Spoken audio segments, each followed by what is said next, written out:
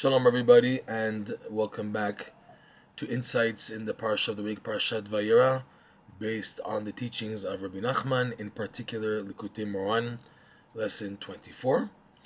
In the Parsha, there's this piece where Hashem wants to reveal to Avraham Avinu his plan to destroy Sodom and Amorah because of their wickedry, how wicked they are, and their wickedness and their evilness these people had, that there's no justification to keep them alive and they have to be destroyed. So Avraham Avinu, being someone who's trying to always be chesed and trying to find good in people and help people to come back, so he argues with Hashem. We'll take a look in chapter 18, verse 24. His first argument is, Ulay yesh 50 tzadikim betoch ha'ir. Maybe there's 50 tzadikim in the city. The city means all five. 10 in each one, because there were 10 cities by Sodom and Amorah, 10 areas, okay? So maybe there'll be 50 tzadikim in the whole city.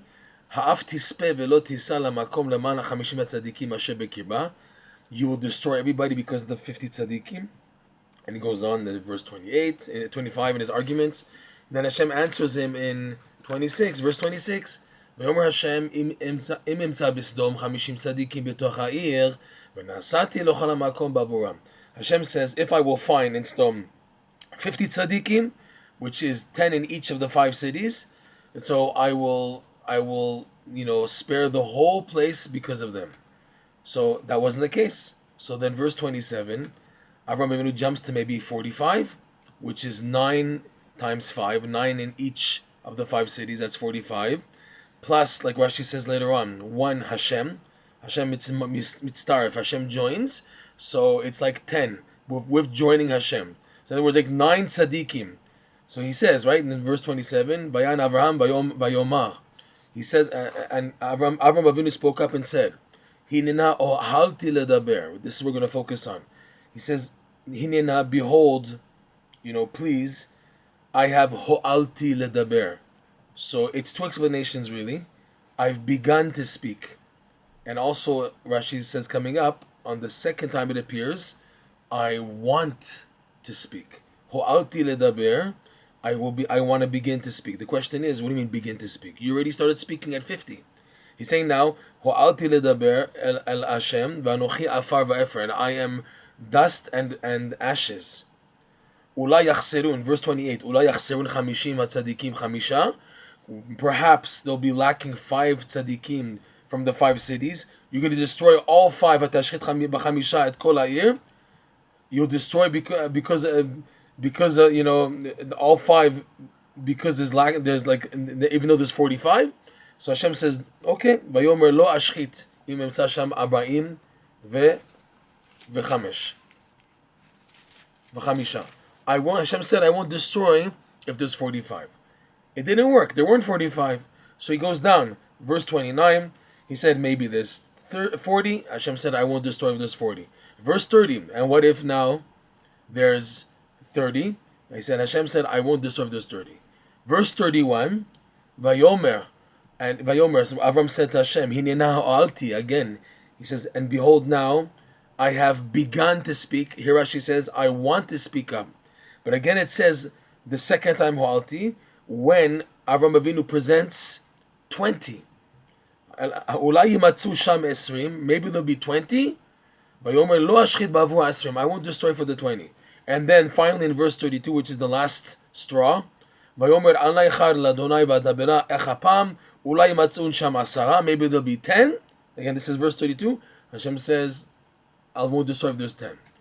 There wasn't 10. So Avraham Avinu stopped. He stopped trying to find merit and zchut in Sodom. He couldn't speak anymore. Like Rashi says, to ask for 8 was not practical because Noach and his family were 8 and they couldn't save the world. And 9, he already tried 9 plus Hashem being the tzadiko shel olam. He tried that already. That was the 45. Okay, so this was Avraham's stages in trying to save Sodom and Amorah, and it didn't work. Okay. We find, like we said, when he asked for 45 and for 20, he used the word ho'alti. And ho'alti means 2 meanings. There's a whole dispute amongst the commentaries on Rashi, because there's also different editions of Rashi where he translated ho'alti as to want. Some put it in the first verse, which is in about the 45, and some keep it at 20. And some want to say there it means I began, but the question is he didn't begin speaking at 45. He began at 50. He said, Hashem, if there's 50, that's when he began. So if that's the case, why is he saying I'm beginning to speak to you when he came to 45, but you started already at 50? So there's room to say that also there it means Ratzon. So a few of the commentaries on Rashi and explain nicely that in reality it means both. In order to start something in life, you need to have a Ratzon, a will, a desire. So in these cases, we're going to go into what's unique about the 45 and 20. Avraham Avinu was trying to activate the power of Ratzon. To explain, the Zohar says that when he asked 50, why did he choose the number 50? Why 10 times 5, 50? Why? Okay, it's 10 tzaddikim per city. There's 5 cities there in Sodom. So that's 50. You know, why? What's that unique number? So it's 10 times 5 equals 50, okay? The idea of 50 is the idea of the 50 gates of understanding, of Bina. Chamishim Sharei Bina. He figured, Avraham Avinu, maybe there's 50 tzaddikim who will activate on behalf of Sodom and Amorah the merit of the 50 gates of Bina, which is a very high level, and that should be enough to protect them. Hashem's indicated to Avraham Avinu, no, that's not the case. There's not 50 tzaddikim. So then he went down the level of 9. 9 tzaddikim plus Hashem is 10, but it's 9. So 9 tzaddikim in each of the 5 cities, that's 45. What's the uniqueness of the number 9? So Rabbi Nachman says in lesson 24, the number 9 is formed, in other words, 9 represents 9 chambers, which are formed when the person's mind experiences a bounce back. When a person is trying to advance and to reach the highest level, to reach what's called the Keter, which is another term, if you want to say, for the 50th level, like we mentioned, the 50 gates of Bina. But the experience is that a person has to be bounced back, and the bounce back is what actually allows him to perceive. It goes against logic, where a person would logically think, advance. That's how you perceive in life. In Judaism, when it comes to the Keter, which is the gateway to the infinite light, which translates as an opening to accessibility to all bounty and life and sustenance and salvation in life. You want that? You have to go experience a bounce back. The bounce back causes the 3 sections of the brain, of the mind, Chokhmah, Bina, Da'at, right? Wisdom, knowledge, understanding, to become intertwingled together, causing a multiplication format. So it becomes 3 times 3, which equals 9. Because now the combinations due to the banging into the Keter, so the person's mind is bounced back, and in the bounce, it's mingled in. So it becomes 3 times 3 is 9. So these are the 9 chambers. Avraham Avinu, when it came to 45, and it's funny also because the order should be 50, 40, 30, 20, 10. But here, Avraham Avinu added 45. What's the idea of 45? He wanted already to attempt to activate the concept of the 9 chambers.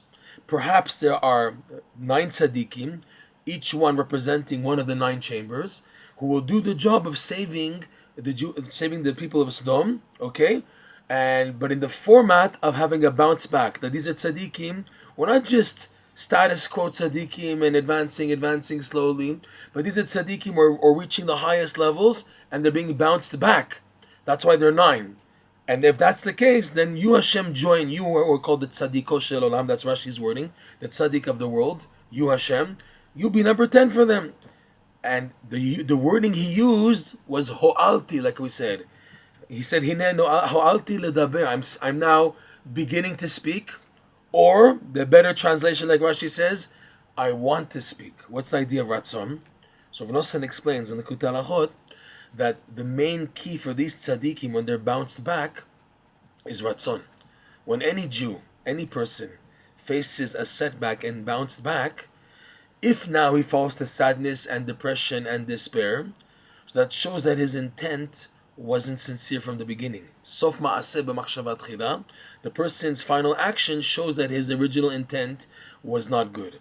Whereas someone whose original intent is to be positive, to be happy, to connect to God in a positive attitude, without any ulterior motives, without looking just for prestige or glory or honor or just wisdom and intellect, but he just wants a clear connection, a simple connection to Hashem, and he's doing it out of joy.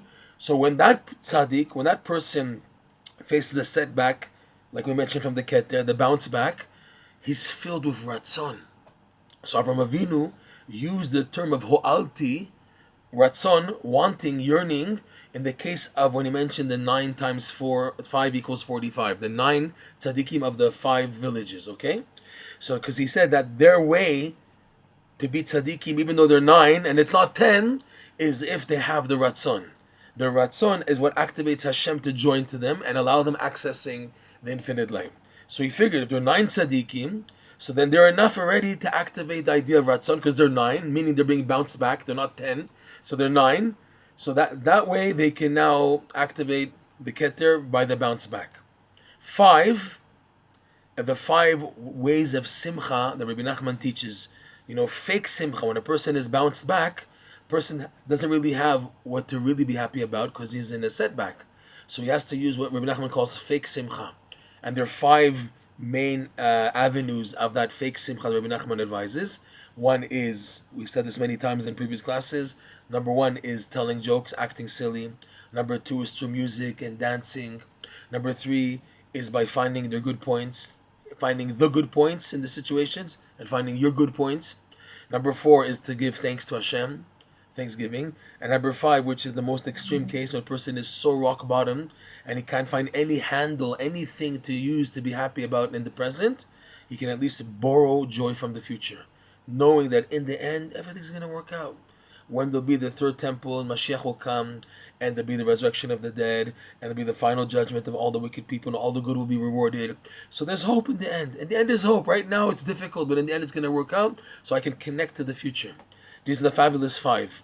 So the 5 krachim of Sodom, 5 villages that had 9 tzaddikim each of the 9 tzaddikim, let's say, of each of the 5 villages, would utilize one of the 5 avenues of joy. That's the hint of there being 5 villages in Sodom. To counter the evilness there, to protect them, are needed tzaddikim, but they're only 9. And because of the bounce back being the number 9, they have to utilize simcha through the Ratzon to get back to have a fake simcha, and through that to come to a genuine simcha in order to counter. So that's why Avram used the word ho'alti when it came to 45. The next time ho'alti appears is 20. When now Avraham Avinu presents, maybe there's 20 tzaddikim, which means for 2 villages. But the number 20, kaf, is also a representation of the Keter. The Keter is called 20 because the energy, how Keter works in the Kabbalah, this high sphera, is that it's the one responsible of channeling down the energy to the other sphirot below it. So the Keter, which is number 10, it goes down all the way down to Malchut, and then goes right back up. It drops packages and parcels for each of the 9 sphirot underneath it, that each one gets their designated level of energy, which is why Malchut is called Malchut, Chesed is called Chesed, Gvura, Gvur, etc. They get it from the Keter, but the Keter doesn't stay there. It goes right back up. So 10 plus 10 equals 20. So 20 is the idea of the Keter. Here again, when it came to 2 villages, and there's the number 20 now is applicable. So then again, Avraham Avinu used the word ho'alti. Because like we said, by 45, the idea of 20, which is the Keter, also now by the numbering of the goal here. There it was the tzaddikim themselves, they're number 9. They're 9 tzaddikim. But here now the number 20 indicates that the measurement unit of the situation is 20. So now we're not looking at there's 9 tzaddikim only. Now it can be 10 because our focal point is that the number 20 now is at stake here. We want to activate the number 20 to save 2 villages, okay? 2 of the 5. So again, Avraham Avinu used the term ho'alti. Hashem, I want to speak because I want to defend. Meaning Avraham Avinu is trying to mention perhaps now the power of Ratzon to activate the 20 in the number case of the two villages, now we're activating again the Ratzon, which is needed in order to face the Keter, which is a bounce back. Even though it's only two villages, and okay, there's 10 tzaddikim, but now we're focusing on the number 20. So again, ho'alti. And Hashem said, no, not even that. So 50 didn't work, 45 didn't work, 30, 20, 10. So Avraham Avinu, he gave up. The question is, he worked so hard to try to save Sodom and Amorah. And the question is, how come it didn't work? You would think that everything in the universe has like a spark of holiness giving it light. As evil as Sodom and Amorah may be, still you would think there would be a holy spark to keep them, to sustain them. Yet, Hashem showed Avraham Avinu the only holy spark amongst Sodom and Amorah was Lot and his daughters. That's why they were saved. Lot, who contained within him the potential ancestry for the future David, Hamelech, and Mashiach. Okay? He was hidden. That was the holy spark hidden in Lot and his two daughters. That was removed. Once that was removed, Sodom and Amorah were so evil, there's no longer a holy spark to keep them alive, and that's why Hashem said they have to be destroyed.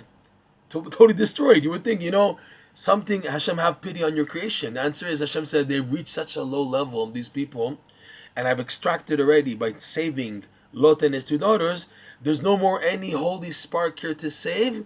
That's why they must be destroyed.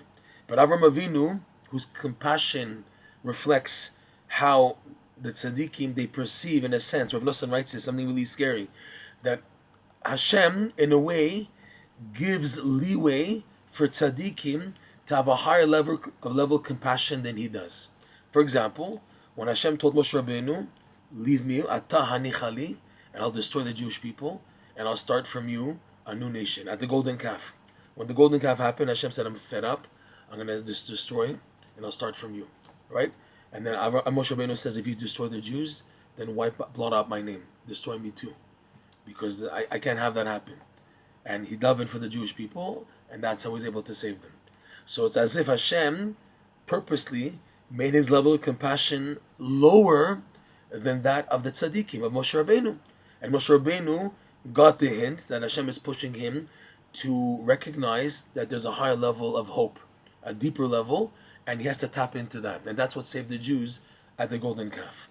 So too, Avraham Avinu, being the tzaddik he is, he was pushing Hashem, maybe there's hope.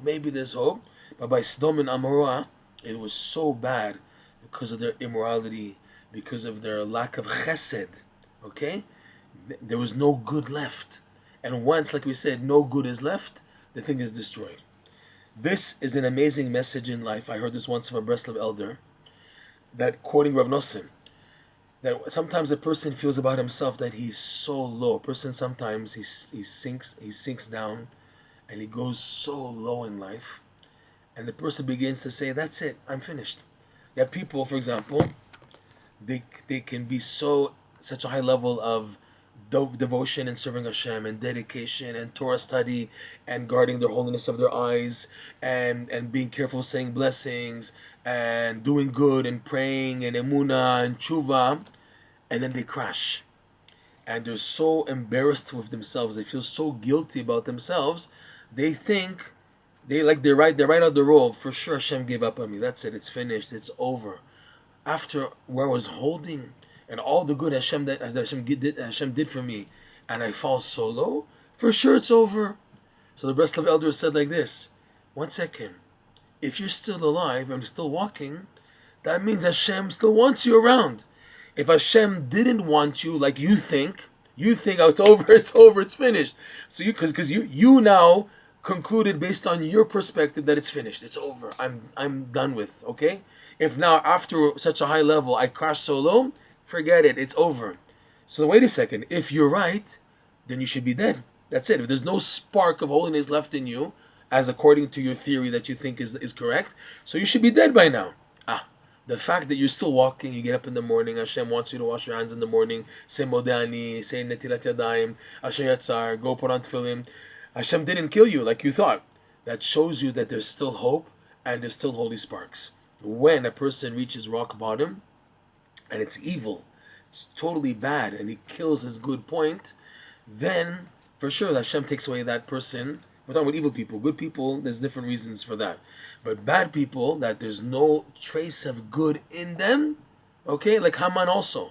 Haman was so bad, but we're taught from the Gemara that from the Bnei Banim, from the descendants of Haman, were converts who sat in the Lishkat HaGazit, who were in the Sanhedrin in Yerushalayim. They were in the high Jewish court. They were converts descended from Haman. That means there's like some good, even the biggest evil. But if now Hashem chooses to keep them around, because there's some holy spark still there, okay? This is the message from Amorah and Sodom. This is the message of Avraham Avinu's attempt to save them, even activating the idea of the Keter twice, which is why he said Ho'alti, indicating that the power of Ratzon is how to activate the Keter. And still it didn't work, to show that these people, this situation of Sodom was totally bad and had to be totally destroyed. Shabbat Shalom, and may we always have hope and be positive and value that we're still alive and appreciate it, and realize that Hashem loves me and wants me to serve Him. Proof being, I'm still around. Shabbat Shalom.